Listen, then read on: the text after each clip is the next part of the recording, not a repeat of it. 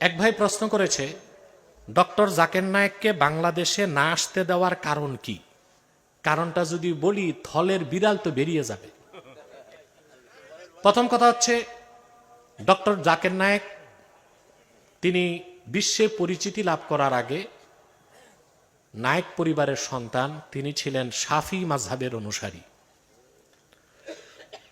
কিছু সময় তিনি সালাফি লামাযহাবী মতবাদ গ্রহণ করেছিলেন। আলহামদুলিল্লাহ, পরবর্তীতে আহলুস সুন্নাহ ওয়াল জামাতের বিশ্ব বরেণ্য স্কলারদের সংস্পর্শ পেয়ে তিনি আবার এখন মাযহাবকে মানেন, আহলুস সুন্নাহ ওয়াল জামাতের অনুসরণ করেন। অতঃপর তার বাংলাদেশে আসতে দেওয়ার ক্ষেত্রে মুসলমানদের পক্ষ থেকে তো কোনো বাধা নাই। প্রশ্ন হচ্ছে, বাধা দেয় কে? প্রশ্ন আসে না? জাকির নায়েক তার জন্মভূমি ভারত থেকে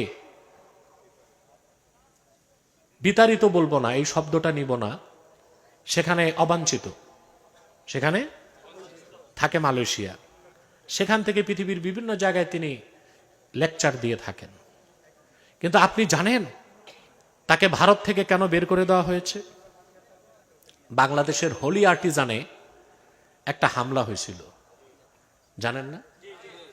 হোলি আর্টিজানে কারা হামলা করছে এখন পর্যন্ত আমাদের কাছে ধোঁয়াশা। কারণ বিগত 16 বছর এমন জুলুম হয়েছে, রাজনৈতিক প্রতিপক্ষদেরকে জঙ্গি তকমা দিয়ে হত্যা করা হয়েছে, হয় নাই? রাজনৈতিক প্রতিপক্ষ তাকে জঙ্গি তকমা দিয়ে হত্যা করা হয়েছে। তো হোলি আর্টিজানে হামলা কারা করছে তা আমরা জানি না। যারা হামলায় অংশগ্রহণ করছে সব বাংলাদেশের ভার্সিটির ছাত্র ছিল। সেখানে সেই ঘটনায় দায়ী করা হলো জাকির নায়েককে।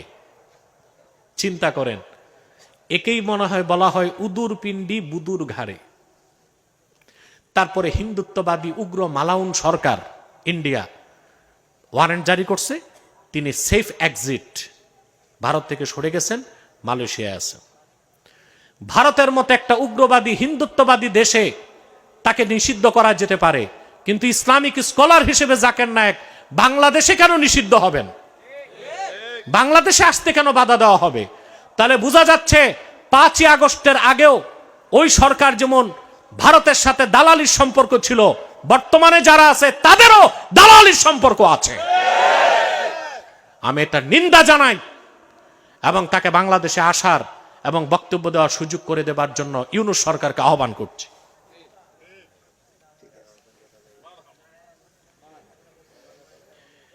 এক ভাই প্রশ্ন করেছেন, কবরস্থানের মধ্যে সুপারি গাছ লাগানো যাবে কিনা? সমস্যা নাই, কিন্তু শিকড় যেন বড় না হয়।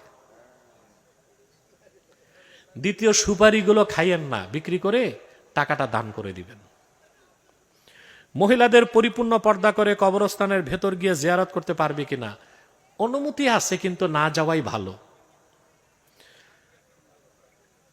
ছোট ছেলে মেয়েদের কপালে টিপ পরানো যাবে কিনা? না, এটা হিন্দুয়ানি সংস্কৃতি, ছোট হোক বড় হোক কারোই উচিত হবে না।